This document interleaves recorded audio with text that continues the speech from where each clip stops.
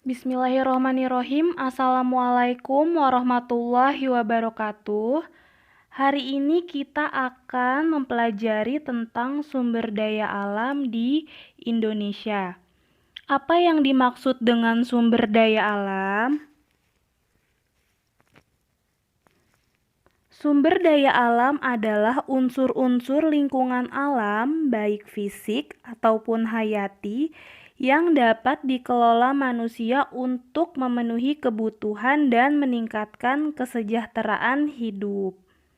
Jadi, sumber daya alam adalah segala sesuatu yang ada di alam, baik fisik. Fisik itu contohnya seperti air, tanah, dan udara, ataupun hayati. Contohnya flora dan fauna yang dapat dikelola manusia untuk memenuhi kebutuhan. Sumber daya alam dapat diklasifikasikan ke dalam beberapa kategori. Yang pertama, sumber daya alam berdasarkan sifatnya. Sumber daya alam berdasarkan sifatnya terbagi menjadi dua. Yang pertama ada sumber daya alam fisik atau non-hayati. Yang kedua ada sumber daya alam hayati. Contoh sumber daya alam fisik atau non-hayati ini misalnya air, tanah, dan udara. Sedangkan sumber daya alam hayati contohnya adalah lahan pertanian, hutan, padang rumput, serta flora dan fauna. Yang kedua, ada sumber daya alam berdasarkan tempat atau lokasi. Sumber daya alam berdasarkan tempat atau lokasi juga dibagi menjadi dua. Yang pertama ada sumber daya alam daratan atau terestrik. Yang kedua ada sumber daya alam perairan atau akuatik. Contoh dari sumber daya alam daratan misalnya seperti hutan, tanah, ataupun perkebunan, sedangkan contoh dari sumber daya alam perairan adalah minyak bumi, mineral, perikanan, dan tanaman laut. Yang ketiga ada sumber daya alam berdasarkan kemungkinan pembaruannya. Ini terbagi menjadi tiga. Yang pertama sumber daya alam yang dapat diperbarui. Dan yang kedua ada sumber daya alam yang tidak dapat diperbarui. Yang terakhir ada sumber daya alam yang tidak akan habis. Nah, contohnya apa? Sumber daya alam yang dapat diperbarui ini misalnya tanaman pertanian dan hewan ternak. Sedangkan sumber daya alam yang tidak dapat diperbarui misalnya seperti minyak bumi, gas alam, dan batu bara. Kemudian apa contoh dari sumber daya alam yang tidak akan habis? Contohnya adalah air, udara, dan sinar matahari.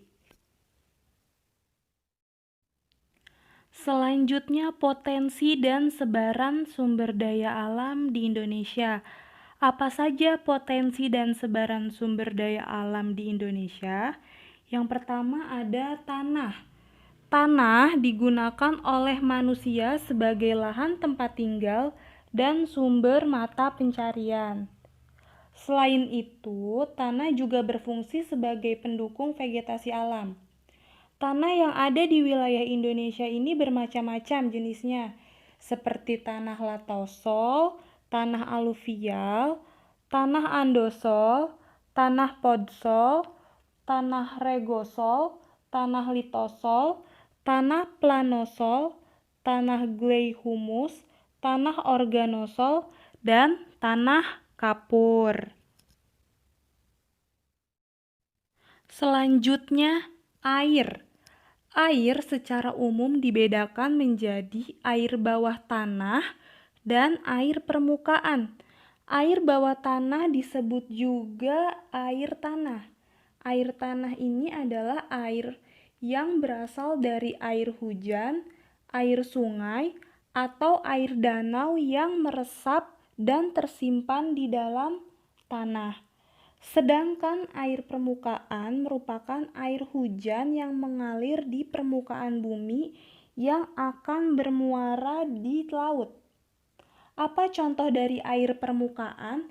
Air permukaan ini terdiri dari danau, rawa, dan laut.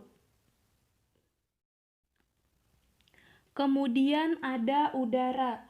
Udara adalah lapisan yang menyelimuti bumi. Udara merupakan salah satu sumber daya alam karena memiliki banyak fungsi bagi kehidupan manusia dan makhluk hidup lainnya. Tadi di awal sudah kita bahas bahwa sumber daya alam adalah segala sesuatu yang ada di alam yang dapat dikelola atau dimanfaatkan oleh manusia. Nah, udara ini misalnya berfungsi untuk bernafas. Potensi sumber daya alam yang ada di Indonesia yang terakhir ini ada bahan tambang. Bahan tambang masuk ke dalam sumber daya alam yang tidak dapat diperbarui.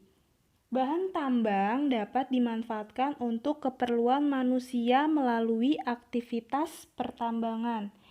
Kegiatan pengambilan bahan tambang dengan cara pengeboran dan penggalian disebut eksploitasi.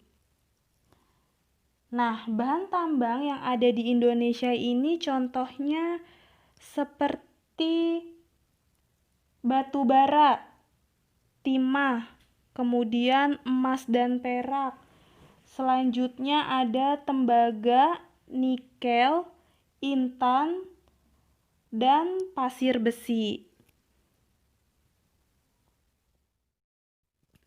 Dari beberapa potensi dan sebaran sumber daya alam di Indonesia, tentunya kita sebagai manusia harus melestarikan sumber daya alam yang ada agar generasi selanjutnya dapat menikmati atau merasakan sumber daya alam tersebut.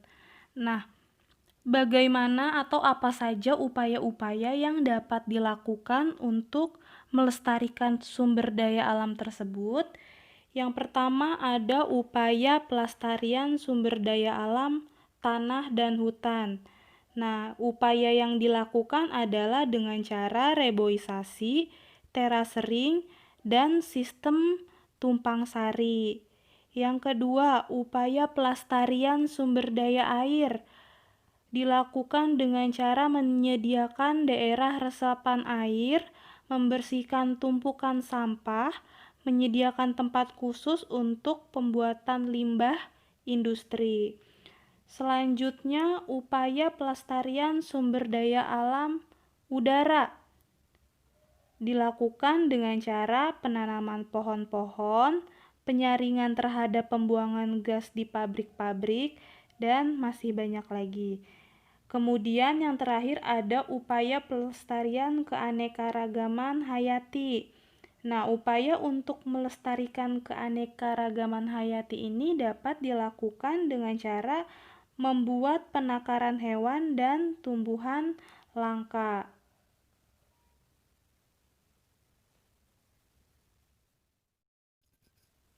Tadi sudah saya jelaskan mengapa kita harus melakukan upaya pelestarian sumber daya alam, itu agar generasi selanjutnya dapat merasakan sumber daya alam yang ada.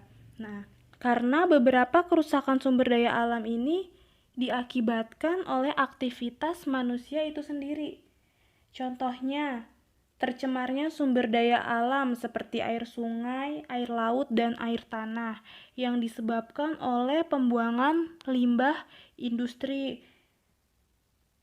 Lalu pencemaran udara oleh asap cerobong pabrik. Kemudian berkurangnya hutan dan menurunnya kualitas tanah akibat alih fungsi lahan. Yang terakhir, menurunnya keanekaragaman hayati akibat berkurangnya luas hutan. Ya, jadi itu sumber daya alam yang ada di Indonesia serta potensi dan sebarannya. Kemudian ada upaya-upaya pelestarian sumber daya alam yang dapat dilakukan untuk menjaga agar sumber daya alam dapat dirasakan oleh generasi selanjutnya. Cukup sekian materi hari ini, kurang lebihnya mohon maaf. Assalamualaikum warahmatullahi wabarakatuh.